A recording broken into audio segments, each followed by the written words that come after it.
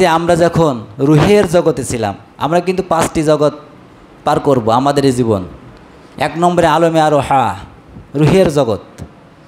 রুহের জগতে যখন আমরা ছিলাম, যখন আল্লাহ তাআলা রুহকে একসঙ্গে করেছিলেন, আল্লাহ বলেছিলেন আলাস্তু বিরব্বিকুম। কি বলেছিলেন? আলাস্তু বিরব্বিকুম। ও রুহ, আমরাও সেখানে ছিলাম কি না? আমাদের পরে যারা আসবে তারাও সেখানে ছিল, আগে যারা মারা গেছে তারাও ছিল আল্লাহর সম্মুখে। আল্লাহ বলছে আলাস্তু বিরব্বিকুম, এ রুহু, আমি কি তোমাদের রব না? কি বলেছিল? আমি কি তোমাদের রব না? তখন আল্লাহ বলছে তারা বলেছিলেন কলু বালা, মানে আমরা বলেছিলাম। রুহু তো তখন আমরা ছিলাম। আল্লাহ বলেছিলাম কলু বালা, হ্যাঁ আল্লাহ অবশ্যই আপনি আমাদের রব। কি বলেছিলাম? হ্যাঁ অবশ্যই আল্লাহ আপনি হলেন আমাদের রব। এই কথা আল্লাহ তাআলা আল্লাহর কাছে ওয়াদা দিয়েছিলাম আরোহার জগতে। কার কাছে বলেন?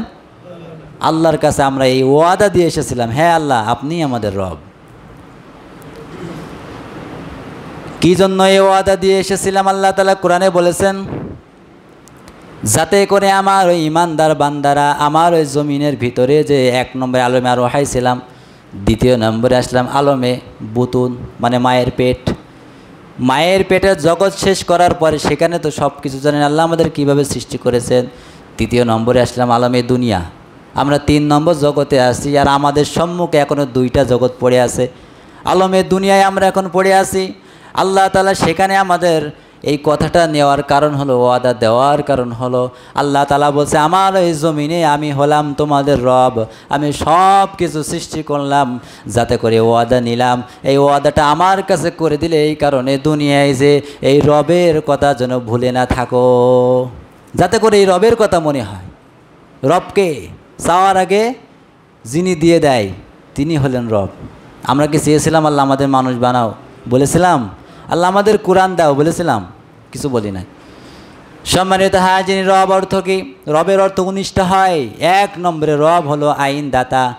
রব অর্থ কি বলেন? কি সবাই বলতে হবে রব অর্থ কি? রব অর্থ হলো আইন দাতা।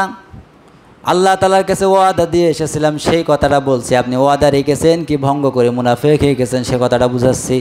আল্লাহ তাআলার কাছে ওয়াদা দিয়ে এসেছিলেন আপনি হলেন রব, আপনার কথা আমরা পাই টু পাই মানব, হুকুম মানব। রবের অর্থ 19টা। 1 নম্বরে রব হলো আইনদাতা।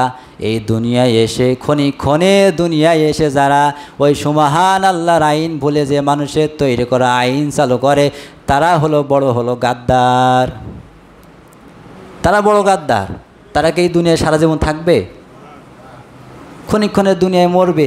এই 3য় সেক্টরে আছে। 4র্থ নম্বরে হলে আলমে বরজাখ, কবরের জগৎ। তারপরে আলমে কিয়ামা, কিয়ামার জগতে উঠবে, হিসাব নিকাশ করে।